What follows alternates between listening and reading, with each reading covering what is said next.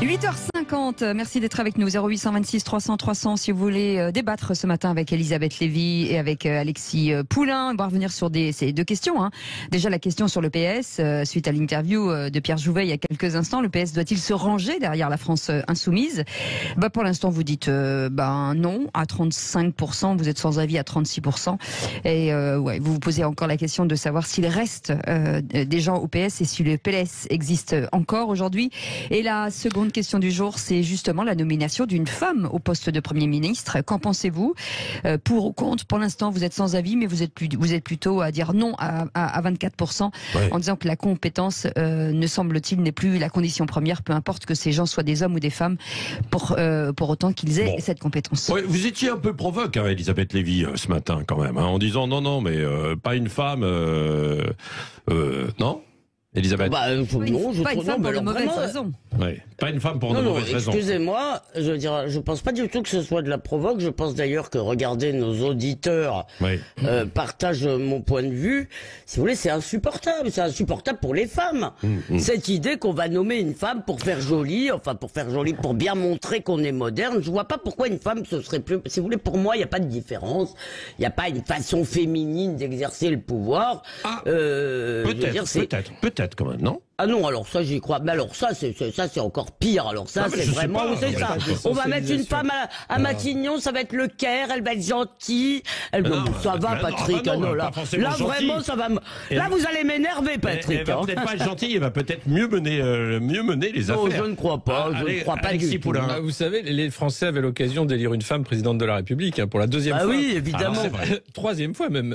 Il y avait Ségolène Royal. Il y avait 4 candidates. Oui, mais enfin, je veux dire, au deuxième tour. Bien sûr. Ségolène Royal, bien sûr. Et ça ne s'est jamais fait. Là, si c'est pour faire décoration ou symbole, puisque c'est l'idée qui est donnée, c'est de dire il faut faire croire qu'on est pour l'égalité. Là, ce que je vois dans les négociations qui se passent à huis clos à l'Élysée, il n'y a que des hommes invités. Que des hommes. C'est Castaner. Est-ce que ça signifie qu'on n'est pas pour l'égalité? C'est voilà. Donc Gabriel Attal. Gabriel Attal. Il n'y a pas une femme qui a été invitée aux négociations. Oui, c'est vrai. Est-ce que ça signifie qu'on n'est pas pour l'égalité? Excusez-moi, mais ça n'a pas de sens. En fait, si je peux ajouter un truc. Oui, allez-y. Ce qui est marrant, c'est cette obsession. Si vous voulez, plus l'égalité entre les hommes et les femmes est une réalité, et elle est une norme surtout, elle est devenue dans notre société une norme que personne ne conteste. Si vous voulez, personne n'oserait dire que les femmes ne sont pas les égales des hommes. Alors oui, elle n'est pas complètement réalisée, mais rien n'est complètement réalisé en ce bas monde. Mais plus l'égalité est une réalité, plus, si vous voulez, ça devient une obsession, comme si c'était vraiment le problème de la France. Mais ça va, lâchez-nous la grappe un peu. Là, je dis ça au nom des femmes. Oui, vous dites ça au nom des femmes. Il y en a certaines qui se sont battues et qui... Mais justement, je crois que le combat mérite plus de respect que de la com de bas étage. Oui. Est-ce que vous pensez que c'est sincèrement, en fait, de la com aussi? C'est peut-être aussi quand même, quand on a parlé de Christine Lagarde, alors qu'on soit d'accord ou pas d'accord, politiquement, mais c'est une femme de compétence, de qualité. Non? C'est pour ses qualités qu'on a parlé d'elle.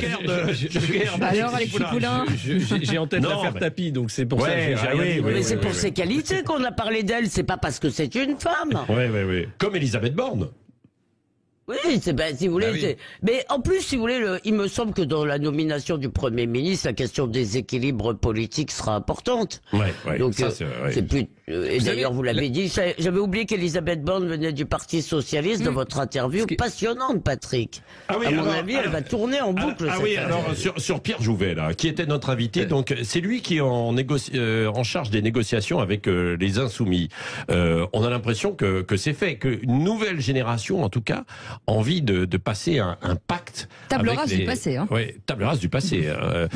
Moi, j'ai pas compris pourquoi il y était pas chez les Insoumis. Mais voilà, c'est qu'à un moment, Alexis, qu'est-ce qui reste à sauver du Parti socialiste après un score aussi calamiteux à l'élection présidentielle? Après, maintenant, on le voit, des déchirements entre les générations, mais aussi une vision de ce qu'est la gauche. Carole Delga d'un côté, Olivier Faure de l'autre. La synthèse est devenue impossible et le parti n'est plus que l'ombre de lui-même. Donc, à part sauver quelques postes et l'accord avec les Insoumis, c'est uniquement ça, hein, c'est de dire on va essayer de rester député ou de placer quelques députés, sinon on n'existe plus. C'est une question d'argent aussi.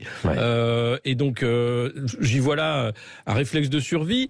Pas forcément malin. La réinvention politique est ailleurs. Oui, mais c'est exactement le même processus qui est à l'œuvre chez les Républicains. Est-ce qu'il a raison de s'affranchir des ténors ou des éléphants? Oui, il a totalement raison. Je crois que plus personne ne veut voir les ténors du Parti socialiste. Regardez ce qu'est devenu Manuel Valls. Regardez François Hollande. Ils ont tous appelé à voter Macron. Donc à un moment, faut arrêter. Excusez-moi, il y a eu un Parti socialiste. Il a une histoire. C'est triste. C'est une grande histoire. Hein, c'est le parti de Jaurès. Arrivé aujourd'hui, ceux qui veulent le sauver, s'ils veulent le sauver, doivent effectivement rompre avec la génération. Elisabeth, d'un mot, et ensuite on a un auditeur qui est avec nous et qui veut réagir. Mais moi, sur ce si sujet. vous voulez, il y a quelque chose que je comprends pas, c'est imaginer que LR dise on va passer avec armes et bagages chez Reconquête ou chez Marine Le Pen. Alors là, vous auriez tous les beaux esprits de ce pays qui hurleraient au fascisme, etc. Et il s'agit excusez-moi, mais il s'agit de l'extrême gauche. On a quand même le droit de se poser des questions de ligne. Mais non, l'extrême gauche. Pardon, Alexis, excusez-moi, je vous ai laissé parler. Alors si ça vous ennuie pas, je vais quand même aller au bout de mon propos, que ça vous plaise ou pas. C'est l'extrême gauche. Je suis navré de vous le dire. Et c'est d'ailleurs l'extrême gauche avec les mêmes travers qu'avant de la vieille gauche, c'est-à-dire ça va de nouveau être la gauche Terra Nova, l'alliance entre les immigrés et les bobos. Et vous allez voir que les classes populaires on va les laisser foutre le camp chez Marine Le Pen, parce que de toute façon, ces gens-là votent mal, ils sont contre l'immigration et tout ça.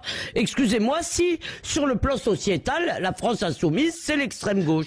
Et moi, vraiment, je suis navré qu'il n'existe plus une gauche modérée dans ce pays. Je trouve ça lamentable. Maintenant, sur la génération, je suis d'accord avec vous, si vous voulez, les palinodies de François Hollande pour revenir étaient assez ridicules.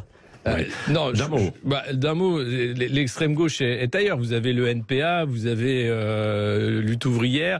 Je crois que la France insoumise est dans un processus de normalisation, on peut le dire aussi, comme a fait Madame Le Pen avec le Rassemblement national, pour dire les extrêmes sont ailleurs. Et c'est bien toute cette question que vous avez posée sur le vote populaire, abandonné systématiquement. Qu'a réussi la France insoumise? Aller chercher la France des quartiers, des villes, et faire la jonction entre bobo des villes et vote des quartiers plutôt abstentionniste. Oui, mais enfin, le vote des quartiers sur les thèmes identitaires. Oui, non, mais le vote populaire, celui des employés, celui des ouvriers, de la France qui travaille, il est chez Marine Le Pen. Et ce vote populaire, il faut effectivement, si on veut l'unir, faire un arc beaucoup plus large que cette cassure entre d'un côté extrême droite, de l'autre extrême gauche, et dire à chaque fois que vous votez pour ces personnes-là, c'est un vote sale, il faut pas voter pour ça, c'est dangereux. À la fin, il y a des perdants et des gagnants. Les perdants de la mondialisation sont ceux qui votent pour Madame Le Pen ou Monsieur Mélenchon. Allez, on va reprendre dans un instant. Je sais qu'il y a pour la réunion de ces votes, Alexis.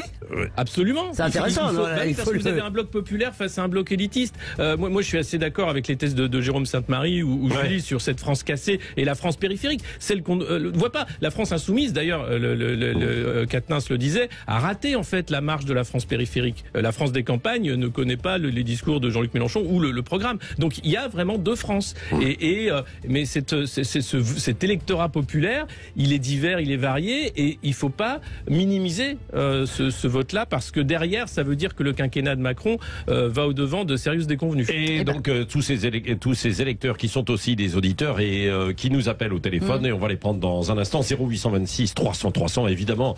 Vous avez la parole, parlons vrai sur Sud Radio, où on se dit les choses. Dans un instant, c'est Éric Revel. Ouais, qui sera avec nous. On parlera du coup de pression de la CFDT. À tout de suite. Patrick Roger, Cécile de Ménibus. Et juste avant de retrouver Éric Revel, nous avons une bonne nouvelle à annoncer à Patricia. Bonjour Patricia, bienvenue. Patricia, vous êtes avec nous? Bonjour de Patricia. Je suis actuellement indisponible. Ah bah elle est actuellement indisponible, c'est Patricia. Quoi, cette histoire? Ah bah écoutez, elle est C'est indisponible, Patricia. Bon, on va la rappeler. Alors là, bonjour, c'est une première. Elle a appelé je suis partie en vacances, je ne peux pas remporter ce cadeau. Non, mais on va le garder pour nous. Tiens, Alexis Poulain voulait partir à Port Aventura, ou on le donne quand même à Patricia? Non, on va le donner. On va lui donner quand même. On la rappelle. Les copains, les coquins, tout ça. Non, pas à Sud Radio, pas de ça à Sud Radio. Allez, pas de Sud Radio, pas de ça à Sud Radio. Vous avez bien raison, restez avec nous. Allez, tout de suite, Éric Revel. Sud Radio présidentielle 2022. Bonjour Éric, bienvenue. Bonjour Éric. Je suis actuellement disponible. Non, je plaisante. Vous êtes bien sur la messagerie d'Éric. Bon, alors il y en a un qui vient de prendre la plume et qui veut secouer le cocotier. Premier syndicaliste à le faire, c'est Laurent Berger pour la CFDT, que plutôt quelqu'un de calme quand même, a priori. Là, c'est une tribune choc dans le journal Le Monde. Hein.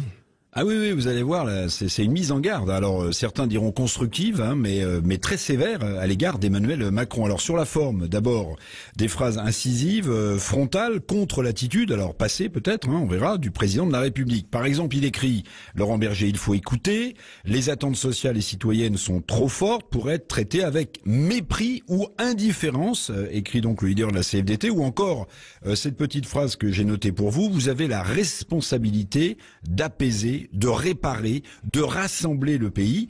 Laurent Berger, patron d'un syndicat, vous l'avez dit, plutôt réformiste, bon, le personnage est calme et bien structuré, estime que la seule vraie voie possible, à condition qu'Emmanuel Macron écoute, est de construire un nouvel équilibre entre performance économique, justice sociale et transition écologique. Oui, la mise en garde sur la forme est assez nette. Oui, c'est ça. Il y a le dossier sensible, notamment des retraites.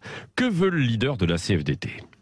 Alors, oui, sur le fond, Laurent Berger, d'abord, il réclame, il exige presque en urgence, hein, dans cette tribune au journal Le Monde, la tenue d'une grande convention sociale, d'une grande conférence. Bon, ça surprendra personne. C'est peut-être une façon de tendre la main et de permettre à Emmanuel Macron de gagner un peu de temps. C'est peut-être déjà dealé, cette grande conférence sociale. Mais vous avez raison, sur les retraites, et la phrase passe inaperçue parce qu'elle est dans le corps de du texte de cette longue tribune, Laurent Berger écrit, écoutez bien, qu'un nouveau report de l'âge légal de départ est une solution simpliste et inutile qui pénaliserait les travailleurs les plus fragiles. Donc, la CFDT, sur le papier en tout cas, et en ce moment, s'oppose clairement à tout report de l'âge de départ à la retraite, qui est pourtant l'un des marqueurs de la campagne d'Emmanuel Macron. Oui, il parle d'ailleurs d'une mobilisation, Laurent Berger, si Emmanuel Macron n'entend pas et s'il reste jupitérien. Hein. Oui, vous avez bien lu la tribune. C'est ce qui m'a le plus frappé d'ailleurs à la fin de cette tribune, Patrick. Laurent Berger met en garde, Emmanuel Macron, contre une mobilisation de la rue si le pouvoir restait sourd et vertical, si le pouvoir demeurait bloqué dans son indifférence. Alors Berger, conscient des graves tensions, évidemment, comme tout à chacun, qui parcourt le pays, conclut, écoutez bien, ne l'oubliez pas, Monsieur le Président, il faut exprimer ses revendications par la voie classique. Tout autre moyen qu'un exercice bloqué du pouvoir imposerait, donc vous l'avez bien compris, en creux ça veut dire que la mise en garde d'une mobilisation syndicale dans la rue n'est pas voilée, elle est claire, donc un de plus attend Emmanuel Macron au tournant. Merci Éric Revel. Oui, la réforme des retraites et beaucoup d'autres choses. Il peut y avoir un troisième tour social, c'est ce qu'on va voir dans un instant. On a notre auditeur. Oui, on a Béranger qui nous appelait de Dordogne, qui voulait intervenir justement sur le Parti Socialiste. Bonjour Béranger. Bonjour. Bonjour Cécile, bonjour Patrick, bonjour aux auditeurs. Oui, vous vouliez intervenir sur cette question justement d'alliance et d'avenir du PS. Oui, tout à fait. J'entendais l'échange que vous aviez avec Monsieur Jouvet, je crois, Monsieur. Oui, absolument. Pierre Jouvet, qui n'est pas très connu. Hein, c'est l'un des porte-parole du PS et qui est maire de Saint-Vallier près de Grenoble, mais qui, à mon avis, va se faire entendre et va se faire un nom dans les jours qui viennent, quoi. Et donc sur cet entretien, qu'est-ce que vous vouliez dire? Moi, je lui souhaite bien du plaisir parce que, comme l'a dit Elisabeth Lévy, depuis les années Terra Nova, le PS a tout trahi. C'est-à-dire que le PS a trahi les classes populaires en privilégiant l'axe, on va dire, minoritaire. C'est-à-dire, on veut travailler pour les minorités, mais on travaille plus pour les classes populaires, on travaille plus pour les salariés, on travaille plus pour les employés. Et on se tourne, on fait du clientélisme en faveur des minorités. Ils l'ont payé cher depuis Hollande. Et Hollande a terminé la politique de la terre rasée au PS, et limite c'est très bien pour eux. Moi qui disparaissent, comme disait Chirac, ça m'en touche une sans faire bouger l'autre. Et ça ils l'ont quand même cherché. Et après l'alliance aux législatives, il faut quand même se rendre compte, quand on regarde un peu les projections et les forces en présence, Mélenchon vend du rêve. Hein. Mélenchon c'est de bonne guerre de remobiliser ces groupes, si vous voulez. On a un petit problème de ligne. Vous êtes avec nous, Béranger, ou vous... Béranger ? Oui, la projection d'hier. Oui, c'est ça, oui. Oui, la projection d'hier, qui, quoi qu'il en soit, Éric Revel, elle donne un petit peu plus légèrement s'il y a une alliance, mais quasiment. Oui, mais pour reprendre le point de l'auditeur, je vais vous rappeler les chiffres. Hein. C'est testé par Harris Interactive. Il y a deux hypothèses. Une sans union de la gauche, c'est 93 sièges. Une avec l'union de la gauche, c'est 95 sièges. Union populaire, nouvelle Union populaire. Mais ça veut dire, dans les deux cas de figure, notre auditeur a raison, que Jean-Luc Mélenchon est loin d'avoir la majorité absolue et donc, même s'il colle des affiches en ce moment, loin d'être Premier ministre en réalité. Donc, il y a 577 députés à l'Assemblée nationale. Si vous en avez 9500, vous êtes loin de la majorité. Donc, en tant que leader d'un parti non majoritaire, vous ne serez pas appelé à Matignon par le président de la République. On a retrouvé Béranger, qui est avec nous. Béranger, vous êtes là? Oui, très bien. Pardon, j'ai eu un double appel. Oui. Et du coup, donc je disais que les membres du PS, qui ont tellement retourné leur veste, fait le crack de tous côtés, certains, ils vont tenter de sauver les meubles et retourner à la soupe, mais ça fera pas une majorité à l'Assemblée, évidemment, et ce parti, maintenant, il est condamné à errer comme ça dans les limbes, et je peux vous dire que c'est une histoire de génération. C'est-à-dire que sur le terrain, quand les personnes, les boomers, et les gens qui ont plus de 65-70 ans ne seront plus sur le terrain au niveau régional, parce que le PS a quand même un ancrage régional assez important, il y aura plus personne sur le terrain, donc il y aura plus personne dans les régions, et il y aura plus personne au niveau national, ça c'est déjà fait. Ça c'est vrai, c'est l'un des problèmes, c'est ce qu'on évoquait en fait tout à l'heure avec vous, Alexis Poulain et Elisabeth Lévy, sur cet avenir en fait de la gauche. Ce sont les partis traditionnels qui sont en train aussi c'est le pari réussi d'Emmanuel Macron en 2017, c'est de voir que ces partis-là sont en perte de vitesse et n'ont pas vraiment de sens dans le cadre d'une élection nationale. C'est très différent au local, on le voit dans les élections municipales ou régionales ou même européennes où il y a des bases qui marchent. Mais au national, il suffit de dire on va faire une sorte de groupement, ni droite ni gauche, ça a fonctionné une fois, là ça refonctionne puisqu'il était face à Marine Le Pen une deuxième fois, et on voit bien que les tractations se font à nouveau pour détruire ces partis, finir le travail de destruction, finalement avancer, en disant maintenant c'est très simple, vous êtes soit dans le camp du président et vous lui donnez une majorité, et puis on verra ce que ça fera après 5 ans, soit vous choisissez votre micro-parti, puisque ça va être ça, et vous serez dans une opposition contrariée, plutôt que d'être au pouvoir. Donc c'est une fonction maintenant de reconstruction politique qui va être longue, mais je pense que là, gauche comme droite ne feront pas l'erreur qu'ils ont fait en 2017, c'est-à-dire de ne pas travailler à l'union, de ne pas travailler à justement une nouvelle synthèse politique pour être prêt justement lors de la prochaine échéance en 2027. Oh là là, mais alors là... Mais ça prend du temps. Mais non, mais attendez, il faut 5 ans. Quand vous avez le Tea Party qui se crée pour amener Trump au pouvoir, c'est 5 ans avant que Trump prenne de surprise les Républicains. On va avoir ce type de refondation, avec Reconquête évidemment à droite, et avec la France Insoumise à gauche, où les forces politiques vont se rééquilibrer. Sauf que Jean-Luc Mélenchon, c'était son dernier tour de piste, là. C'est son dernier tour de piste en tout cas que candidat. Enfin, c'est ce qu'il a dit. Ce qu'il dit. Sais pas. C'est ce qu'il dit. Regardez, Bernie Sanders était bien candidat, investiture démocrate, et il avait plus de 80 ans. Ouais. Recomposition, Éric Revel, qui est en cours et qui prend du temps. Vous êtes d'accord avec ça ? Bien sûr, il y a une inertie en politique qui est folle. Sinon, les trahisons du Parti socialiste ou même d'ailleurs des Républicains auraient trouvé des sanctions bien plus tôt si la politique c'était pas d'inertie. Mais juste un petit truc sur ce que disait notre auditeur sur l'idée que une fois que les boomers politiques qui ont fait l'enracinement politique, notamment du PS, ne seront plus aptes à défendre ces couleurs, ces partis vont être liquidés. En fait, il y a deux choses. Il y a la fin des partis traditionnels, oui, ça je crois, effectivement, la fin des partis traditionnels à gauche comme à droite, en tout cas des partis républicains, puisque depuis le début, on a installé l'idée, moi je la défends, qu'on est dans une radicalité politique, à gauche comme à droite d'ailleurs, avec l'extrême centre maintenant qui a gagné, bon, très bien. Mais il y a un autre problème, Patrick, c'est que en réalité, les nouvelles générations, les 20 ans, les 25 25 ans, quoi qu'on en dise, n'ont plus la politique chevillée au corps. Ils n'ont plus, qu'ils soient de droite ou de gauche, la même envie de s'engager en politique qu'on pouvait avoir, nous, quand on avait 20 ans ou 25 ans ou même plus jeune.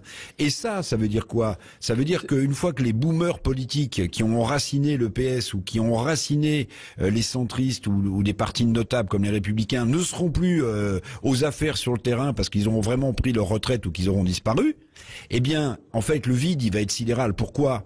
Non pas parce que ces partis qui auront disparu ne représentent plus rien, mais parce qu'en fait, aussi, il faut le dire, les nouvelles générations, elles ont d'autres chats à fouetter, hein, on peut le regretter, mais elles ont d'autres chats à fouetter que de faire de la politique, d'être sur le terrain, distribuer des tracts et faire partie de cellules politiques ou de groupes de réflexion. Alors, ça, c'est une constatation. Hein. Oui, alors c'est une constatation, mais attention, il faut quand même nuancer parce que il y en a qui vont dans les partis les plus radicaux, qui sont assez forts, qui étaient engagés hein, quand même.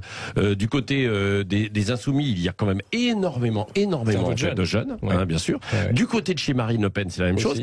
Et l'enthousiasme, je ne sais pas si vous l'aviez vu, mais lors du meeting du premier grand meeting d'Éric Zemmour à Paris, enfin en région parisienne, il y avait énormément en fait de jeunes quand même quoi. Donc c'est-à-dire qu'il y a toute une jeunesse. Et là, je vous rejoins, Éric, qui a d'autres chats à fouetter, qui pensent en fait à autre chose. Et puis il y en a quand même quelques-uns, mais qui sont plus radicaux. Non, mais quoi. Je crois qu'il y a aussi une jeunesse. Traditionnelle, il y en a plus. Ouais, c'est compliqué, mais je crois qu'il y a aussi une jeunesse qui s'engage autrement. On le voit sur les marches pour le climat, on le voit sur tout ce qu'est l'engagement climatique. Il y a une ébullition politique qui est là. Alors que ce soit pas les partis ou les syndicats, ce qu'on va dire les corps intermédiaires existants qui focalisent finalement l'engagement politique, ça c'est plus nouveau qu'auparavant. Ouais. Mais je pense qu'il y a un engagement politique de la jeunesse différent qui existe et qui répond à cette radicalité attendue en fait. Oui, il y a beaucoup d'appels justement à ce sujet. On y va au standard 0826 300 300. Vous avez la parole sur Sud Radio. Parlons vrai, les amis. Évidemment, on se dit les choses et on va se dire les choses aussi tout à l'heure à 9h30 avec notre invité Jean Slamonovitch sur les moutons de la pensée. Nouveau conformisme idéologique. Il n'y va pas avec le dos de la cuillère, hein, Cécile. Il envoie du bois, comme on dit, face aux nouvelles idéologies qui est non de notre société. En fait, il décrypte tout le patriarcat, enfin toutes les idéologies qui aujourd'hui s'imposent dans le débat politique et dans nos sociétés. Voilà, si vous voulez nous en parler et donner votre avis sur le wokisme. Il est normalien, professeur des universités, les moutons de la pensée. Êtes-vous un mouton? Et de quelle pensée? À quelle pensée adhérez-vous? Tout à l'heure à 9h30. À tout de suite, c'est le Grand Matin Sud Radio avec vos appels 0826 300 300. 9h21, vous savez que vous avez la parole jusqu'à 10h, en tout cas pour le Grand Matin, et après avec Valérie Expert. D'ailleurs, avec Valérie Expert, Alexis Poulain va intervenir, on parlera d'Elon Musk. Oui, on va en parler d'ailleurs dans un instant, effectivement, avec vous. On va faire un peu de teasing, et puis André Berkoff, évidemment, ce midi. Quoi. Et 0826 300 300 avec Guy qui nous appelle ce matin. Bonjour Guy. Bonjour Guy. Bonjour madame, bonjour messieurs, merci pour votre écoute. Ouais. Alors, il y a un peu de tohu-bohu de temps en temps dans le studio de Sud Radio.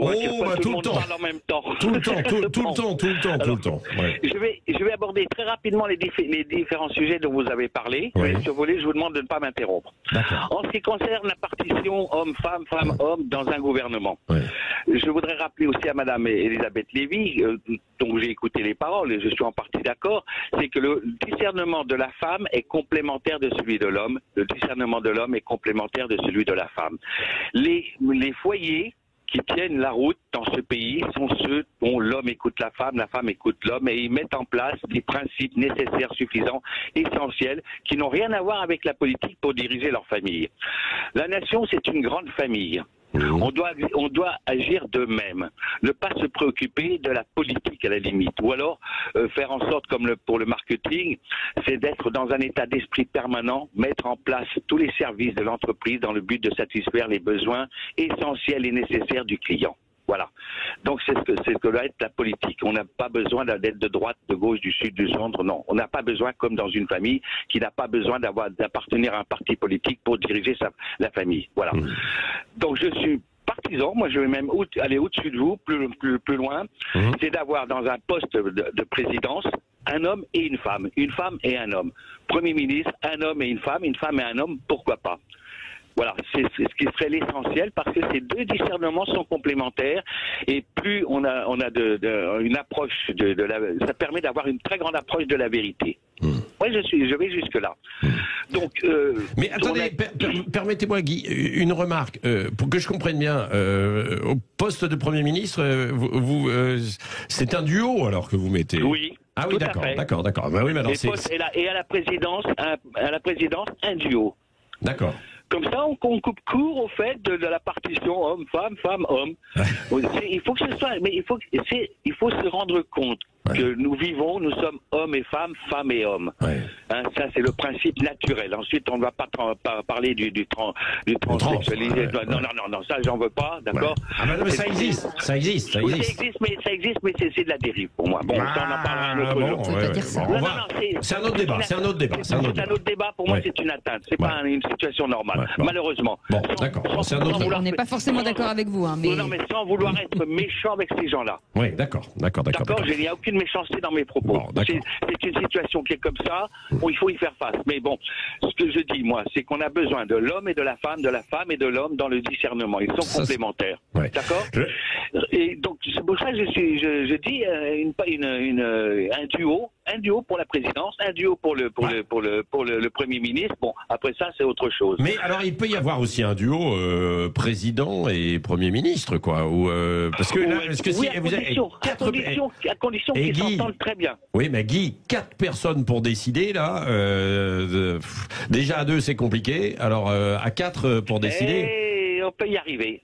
On peut y arriver puisqu'on a l'exemple dans les familles. La nation, c'est un rassemblement de familles. Il ne faut jamais l'oublier, ça. Ouais. Donc, on a l'exemple dans les familles qui tiennent la route. L'homme et la femme et l'homme sont toujours en pleine concertation. Et c'est comme ça qu'ils s'approchent au plus près de la vérité pour décider du fonctionnement de la famille. Ouais, bien. Ouais. Donc, il faut pas oublier ça. Donc ça n'est pas impossible. Pourquoi ça ne serait pas... je sais pas, non mais c'est une bonne piste. Alexis Poulain, Éric Revel, un mot, effectivement, d'installer un duo à Matignon et un duo à l'Élysée aussi. Quoi. Vous avez déjà, en fait, sans que ce soit signifié comme tel, un duo. Quand vous avez la relation entre Emmanuel Macron et Alexis Kohler, le secrétaire général de l'Élysée, c'est déjà un duo qui est à la tête du pouvoir. Homme, là. Oui, c'est homme. Mais je veux dire... oui, non, mais ce que disait Guy est très, très clair. Mais après, c'est comme les entreprises privées qui veulent établir de force cette parité homme-femme. Si on n'a pas d'autre choix que celui-là pour le faire, pourquoi pas. Après, ça me paraît artificiel et bon, c'est triste d'en arriver là, quoi. Ça ne peut être artificiel que si on ne veut pas le mettre en place. Mais en fait, c'est déjà en place. Mais non. Éric Revel, c'est déjà en place. C'est déjà en place, Guy, pour une raison très simple. C'est que quand vous avez un président de la République, en général, il y a une première dame, donc qui doit moduler ses choix et qui doit influencer, je l'imagine, les choix du président de la République. Et si vous avez une femme Premier ministre, il y a des chances peut-être qu'elle soit avec un homme qui, de la même manière, va influencer ses choix et sa politique. Donc, dans des couples classiques et traditionnels, vous avez déjà cette possibilité s'il y a une femme Premier ministre. Non. Il faut que ce soit fait ouvertement, Monsieur Revel. Il faut que la première dame, comme vous dites, puisse parler, puisqu'on sache qu'elle intervient. C'est pas le cas. Si ça n'est pas le cas, non, ça c'est vrai. pas ce qu'ils se disent. Mais on sait très bien que les femmes de président de la République, par exemple, peut-être à l'exception de Madame de Gaulle, avaient une influence forte sur leur mari et sur la façon dont ils gouvernaient. Tout le monde le sait. Regardez comment Nicolas Sarkozy est passé d'une droite à une gauche plus centrée. C'est le constat que je fais avec Carla Bruni, par exemple. Vous voyez, tout ça a eu de l'influence quand même. C'est vrai, il y a eu de l'influence. Bon, merci. En tout cas, c'était une proposition suggestion. Voilà. Dans un instant, les moutons de la pensée. Mais avant ça, donc oui, je voudrais que vous allez parler. Merci, Éric Revel. Alexis Poulain, vous allez parler tout à l'heure chez Valérie Expert. Donc à partir de 10h à 11h moins le quart, vous serez en fait dans les grands débats. Vous allez évoquer Elon Musk. Qu'est-ce que vous en pensez? c'est une bonne chose ou une mauvaise chose que Elon Musk, l'homme le plus riche du monde, mette la main sur Twitter, l'un des réseaux sociaux les plus influents? Je pense que c'est une bonne chose de mettre un coup de pied dans la fourmilière et d'éviter cette dérive vers une censure de plus en plus prégnante sur les réseaux sociaux. Après, il faut voir que le discours libre, le free speech, est pas du tout le même. C'est pas du tout les mêmes lois aux États-Unis ou en Europe. On a parlé du Digital Single Act en Europe qui oblige les plateformes à contrôler le contenu davantage qu'aux États-Unis où les plateformes finalement ne sont pas responsables de ce qui est publié sur leur plateforme. Mais Twitter, c'est seulement 2000 modérateurs pour des millions, plus de 200 millions d'utilisateurs quotidiens. Donc déjà la modération est faible. Ce qui est drôle, c'est de voir tous ceux qui avaient repris Twitter pour en faire une sorte de réseau social du camp du bien, de l'imagerie woke, on va dire, pleurer aujourd'hui, notamment l'avocate principale de Twitter, qui a dit c'est terrible, mais je vais essayer de faire ce que je peux, parce qu'ils étaient allés jusqu'à censurer un article du New York Times qui parlait de l'ordinateur portable de Hunter Biden, le fils de Joe Biden, dans lequel on voyait qu'il consommait de la drogue sur le corps de prostituées mineures, par exemple. Et ça avait été censuré par Twitter à l'époque, pendant la campagne. Donc il y a beaucoup de choses qui font que Twitter est un réseau extrêmement politique. Et avec Musk, ce sera plus ouvert. On l'espère. C'est ce que lui promet. C'est ce que lui promet. Mais encore une fois, il y a des lois en fonction de cadres particuliers.